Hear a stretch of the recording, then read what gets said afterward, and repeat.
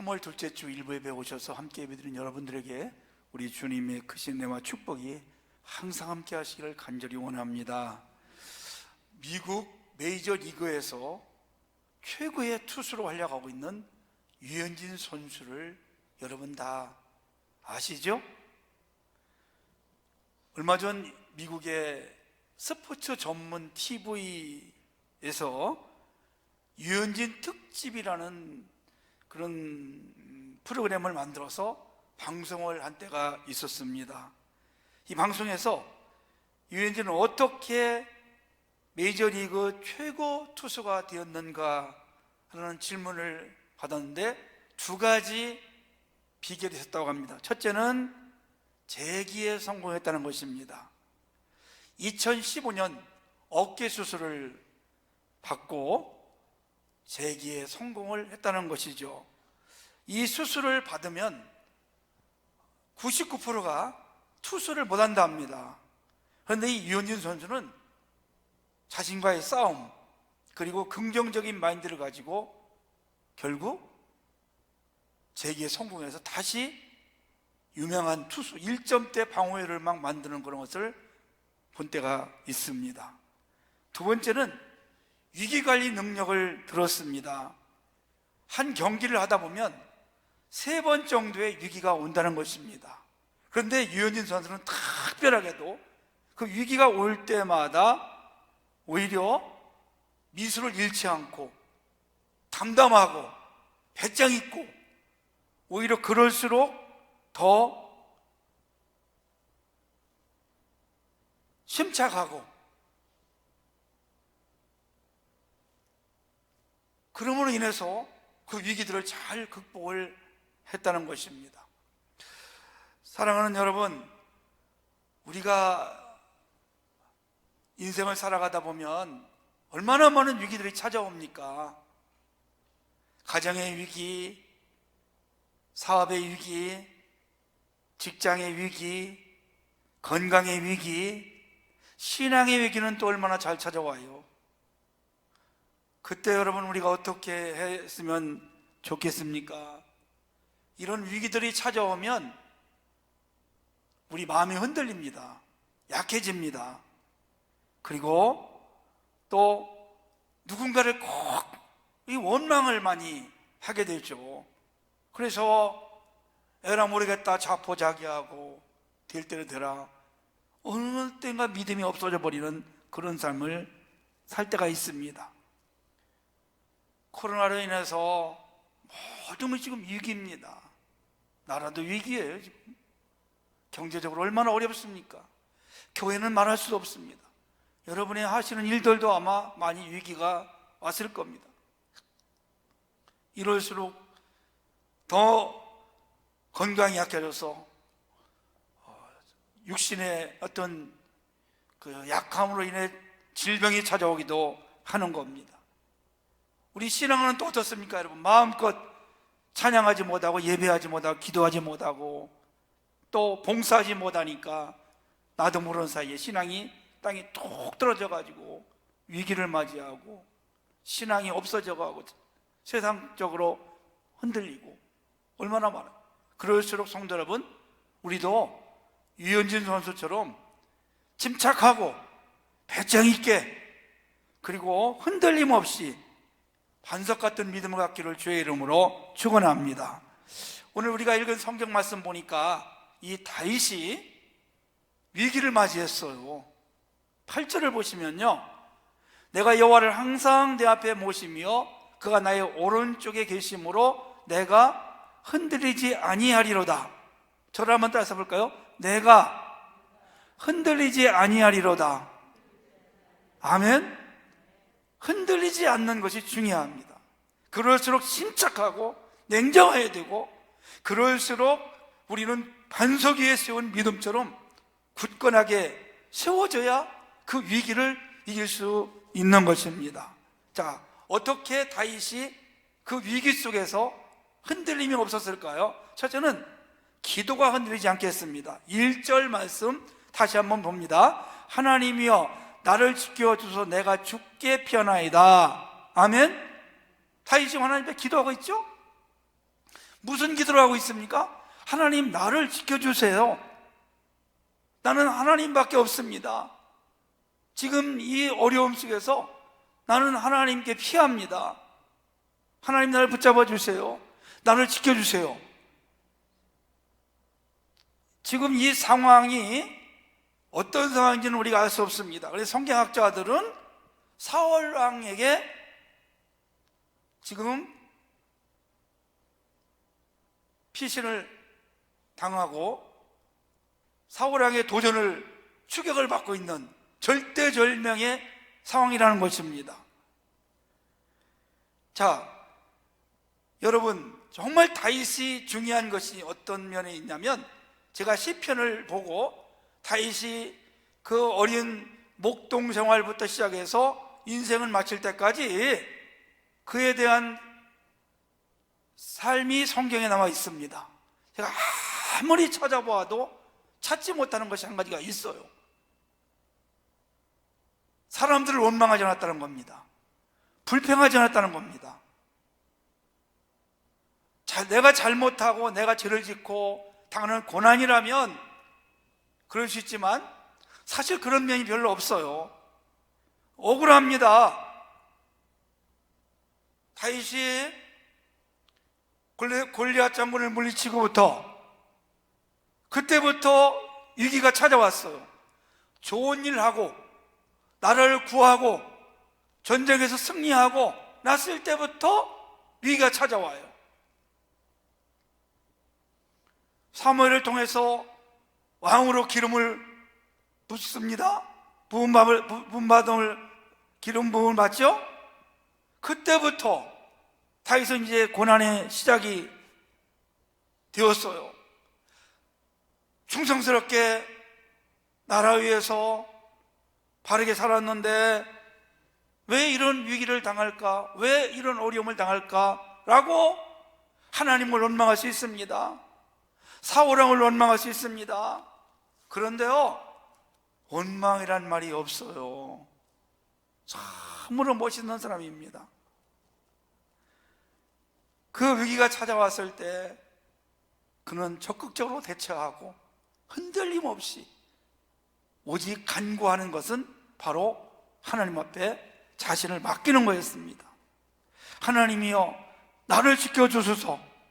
위기 때마다 우리가 이런 고백이 필요합니다. 아멘. 하나님, 이 나라를 지켜주세요. 아멘. 우리 직장을 지켜주세요. 우리 가정을 지켜주시고 우리 아이들을 지켜주시고 우리 남편을 지켜주시고 아내를 지켜주시고 우리 교회를 지켜주시고 한국 교회를 지켜주시기를 원합니다. 우리 이런 기도가 오늘 이 시대에 꼭 필요한 줄로 믿으시기를 바랍니다. 우리가 늘 위기를 맞이하면 어려우면 기도해야 된다는 말 너무나 잘합니다. 그리고 그렇게 하려고 합니다. 그런데 막상 위기가 찾아오면 기도가 사라집니다. 그런 이야기가 사무엘상 7장에 있습니다. 블레셋이 이스라엘을 오랫동안 지배합니다. 그래서 사무엘이 백성들을 미스바로 모이게 했어요. 그리고 금식하며 부흥회를 합니다. 그때 블레셋 사람들이 그걸 알고 쳐들어왔어요. 금식하고 있는 사람들 무슨 힘이 있겠습니까? 그 사단들이, 그게 사단들이죠. 찾아와서 쳐들어와서 죽이려고 이제 아주 완전히 망하게 하려고. 그때 백성들이 어떻게 행동한지 아시나요? 사무엘에게 우리를 위해서 기도해달라고 부탁을 합니다. 그래서 사무엘이 번제를 드리고 났을 때 하나님이 응답해 주셨어요.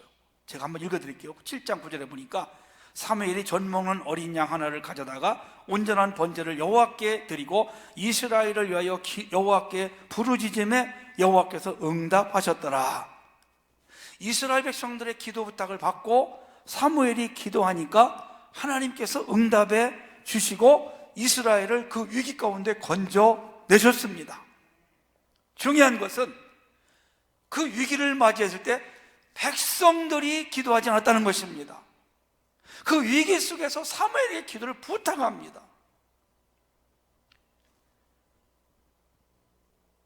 위기를 맞이하니까 우왕좌왕하게 된 것입니다. 그때 백성들이 합심해서 함께 기도했으면 얼마나 좋았을까요? 물론 사무엘이 기도해서 나라를 구했지만 그 위기 속에서 백성들이 흔들리게 되었다는 것입니다. 사랑하는 여러분, 우리가 위기를 맞이하고 어려움 속에서는 해야 할 일이 단 한 가지밖에 없습니다. 하나님, 우리를 지켜주시기를 원합니다. 이 기도가 오늘 이 시대에 꼭 필요한 줄로 믿으시기를 바랍니다. 두 번째는 주님과 함께 해야 됩니다. 8절을 보니까 내가 여호와를 항상 내 앞에 모시며 그가 나의 오른쪽에 계심으로, 여호와를 내 앞에 모신다. 이 말은 항상 여호와를 의식하며 살아간다는 것입니다. 이 앞에 하나님이 계시다는 거예요. 그래서 여호와 앞에서 살아가는 것입니다. 또 오른쪽에 계시다, 이 말은 진짜로 여호와 하나님께서 오른쪽에 계신 것이 아니라, 이 오른쪽이라는 말은 성경에서 비유적인데요, 힘을 상징합니다. 권능을 상징합니다. 그래서 여호와가 함께 계시면 내게 큰 힘이 되신다. 두려움이 없다. 걱정이 없다. 아멘. 여호와가 내 앞에 옆에 계시는데 무슨 걱정이 있어? 여호와가 나와 함께 하시는데, 여호와가 나를 붙잡아 주시는데 무슨 두려움이 있겠습니까? 그런 의식을 가지고 다윗이 살아간 거예요. 그래서 사울 왕과 그의 군사가 수천 명이 다윗이 있는 곳을 둘러싸도 그는 두려워하지 않는다. 그래서 천만이 나를 둘러치어도 나는 두려워하지 않는다. 그리고 밤에 잠을 푹 잡니다. 어떻게 그렇게 죽음 앞에서 잠을 잘 수 있고 편안할 수 있을까요? 권능을 가지신 하나님이 자기와 함께 하심을 그는 늘 의식을 한 것입니다. 그 다윗과 함께 했던 하나님이 오늘 우리 주님께서 저와 여러분과도 함께 할 줄로 믿습니다. 우리가 이런 기도를 올려요. 주님, 나와 함께 해주시기를 원합니다. 여러분, 주님은 이미 저와 여러분과 함께하고 있다는 사실을 믿으시기를 바랍니다. 마태복음 28장 20절 보니까 볼지어다 내가 세상 끝날까지 너희와 항상 함께 있으리라. 벌써 2000년 전에 우리 주님이 저와 여러분들에게 약속하셨어요. 내가 세상 끝날까지 너희와 항상 함께 있으리라. 지금도 우리 주님이 항상 저와 여러분들과 함께함을 믿으시기를 바랍니다. 이스라엘 백성들이 출애굽을 하고 광야 40년을 걸어갈 때에 낮에는 구름 기둥이 그들 위에 다 떠 있었어요. 밤에는 불 기둥이 떠 있습니다. 여러분, 그게 뭘 상징합니까? 항상 내가 너희와 함께 하리라. 밤에 불 기둥이 있으면 추위를 면할 수가 있습니다. 짐승들이 가까이 하지 못합니다. 불 옆에 짐승은 올 수가 없어요. 항상 하나님이 낮이나 밤에나 함께 하신 거죠. 함께 하시면서 그들에게 모든 것들을 제공해 주셨습니다. 아멘. 먹을 것, 입을 것, 마실 것, 잠잘 것, 우리 하나님이 책임져 준 줄을 믿습니다. 함께 한다는 말은요, 우리에게 일용할 양식을 주신다는 것입니다. 우리를 지켜주신다는 것입니다. 우리 인생을 책임져 주시는 겁니다. 여러분이 어디를 가든지 무엇을 하든지 어떤 상황이 있어도 우리 믿음의 성도들, 하나님을 의식하며 하나님이 나와 함께 하심을 믿는 사람들에게는 하나님이 여러분들을 지켜주시고 여러분을 아름답고 좋은 곳으로 인도할 줄로 믿으시기를 바랍니다. 빙점이라는 소설을 혹시 누가 읽어보셨나요? 빙점이라는 소설을 지은 일본의 미우라 아야코라는 분이 있습니다. 이분은 초등학교 교사로 아이들을 가르쳤는데 제2차 세계대전이 일어났어요. 일본이 잘못하는 것을 보고 양심의 가책을 느끼고 초등학교 교사를 그만둡니다. 그런데 그만 폐결핵에 걸려서 13년 동안 고통스럽게 투병 생활을 하게 되었습니다. 그때 전도를 받아서 예수를 믿고 완전히 그리스도인으로 거듭난 삶을 살기 시작을 합니다. 그런데요, 13년 동안 그 폐결핵 속에서 언제 생이 마감될지 모르는 상황 속에 있었다는 겁니다. 그때마다 몸이 약해지고, 몸이 약해지면 믿음이 약해질 수밖에 없어요, 여러분요. 그때 이분이 무슨 고백을 했냐면 임마누엘, 아멘, 이 임마누엘을 엄청나게 외쳤다는 것입니다. 하나님이 나와 함께 하신다, 아멘. 하나님이 나와 함께 하신다, 이렇게 그렇게 나와서 하나님 앞에 기도하면 하나님의 손길이 여기를 만져주고 강한 그런 체험을 하게 된다는 것이었어요. 여러분, 그렇습니다. 우리가 두렵고, 우리가 어려움고, 장래가 안 보이고, 그럴지라도 할렐루야를 외치고 아멘을 외치고 임마누엘을 외친다면 우리 믿음이 더 강해지고 담대함과 능력이 나타날 줄로 믿으시기를 바랍니다. 여호와를 항상 내 앞에 모시며, 오늘도 사랑하는 여러분, 여러분의 삶 가운데 우리 주님이 여러분의 손을 붙잡고 늘 동행하는 줄로 믿으시기를 바랍니다. 세 번째는 믿음의 눈으로 바라봤어요. 16절 말씀 읽지는 않았지만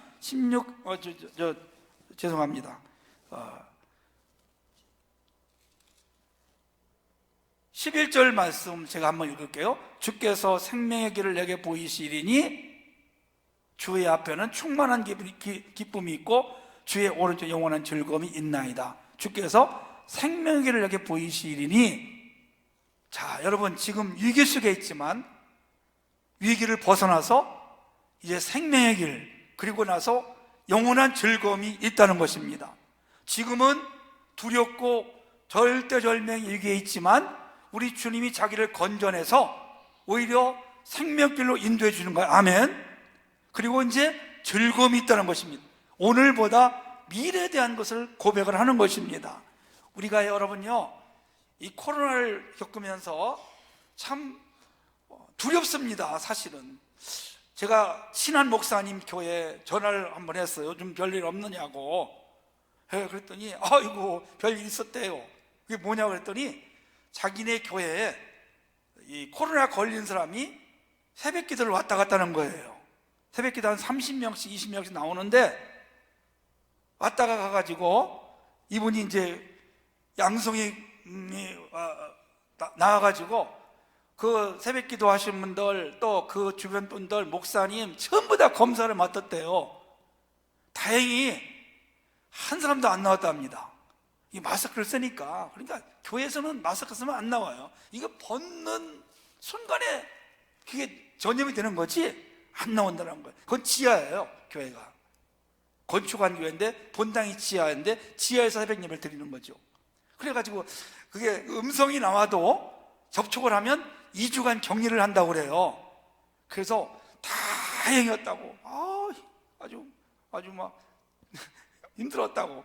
그래서 다행히 안 나와서 다행이라고 그러는 거예요. 아주 그냥 교회가 큰일 날 뻔했다고, 큰 위기가 왔었다고 그런 얘기를 하시는 거예요. 만약에 여러분 거기에서 한두 명 나왔으면 어떻게 되겠어요? 교회가 참 힘들죠. 그런 위기, 교회뿐이 아니죠, 여러분요. 얼마나 여러분 좀 어렵습니까? 그러나 여러분, 이 위기도 지나가리라. 분명히 좋은 날이 올 줄로 믿습니다. 분명히 이제 마스크 벗고 언젠가는 우리가 마스크를 쓰고 그 막 두려움 속에 떨던 그런 이야기들을 하면서 지낼 날이 분명히 올 줄로 믿으시기를 바랍니다. 우리가 이 위기를 보지 마십시다. 위기 너머를 볼 수 있기를 원합니다. 이 다음에 더 좋은 세상을 볼 수 있는 여러분들이 되시기를 주의 이름으로 축복합니다. 어떻게 다윗이 그렇게 위기 속에서 생명의 길을 보았고 앞으로 즐거움을 생각을 했을까요? 바로 다윗은 그것이 믿음이었습니다. 믿음이 없이는 우리가 아무것도 할 수 없잖아요. 그래서 히브리서 11장 1절 말씀 보니까 믿음은 바라는 것들이 실상이요 보지 못하는 것들이 증거니라 이렇게 말씀하고 있습니다. 믿음은요 미래를 보게 하는 것입니다. 오늘만 보는 것이 아닙니다. 오늘 보면 너무 두렵고 소망이 없어요, 여러분요. 그러나 믿음 있는 사람은 이후에를 생각을 하는 겁니다. 얼마나 또 기쁘고 좋은 일이 있을까? 왜냐하면 위기 뒤에는 반드시 축복이 있습니다. 좋은 날이 있습니다. 광야를 지나고 나니까 가나안이라는 아름다운 땅이 있잖아요, 여러분. 그래서 오늘 우리가 힘들고 어려워도 흔들리지 않는 그런 반석 같은 믿음을 가지고 참고 인내하면 반드시 좋은 날이 올 줄로 믿으시기를 바랍니다. 요한복음 20장에 보면 도마가 예수님의 부활을 믿지 못하죠. 그런데 예수님이 직접 찾아오셔가지고 도마의 손을 가지고 옆구리 남네 봐라, 창자국 좀 봐라. 그때서야 도마가 믿지 않아요. 그리고 나서 뭐라고 합니까? 믿음 없는 자가 되지 말고 믿는 자가 되라. 아멘? 믿는 자가 되라는 것입니다. 믿음이 있어야 위기 속에서 우리는 나올 수가 있고 믿음이 있어야 승리할 수 있다는 것을 보여주고 있습니다. 그렇습니다. 사랑하는 여러분, 밤이 깊어질수록 새벽에 가까웁니다. 위기가 점점 강해질수록 오히려 좋은 날이 더 온다는 사실을 기억할 수 있기를 원합니다.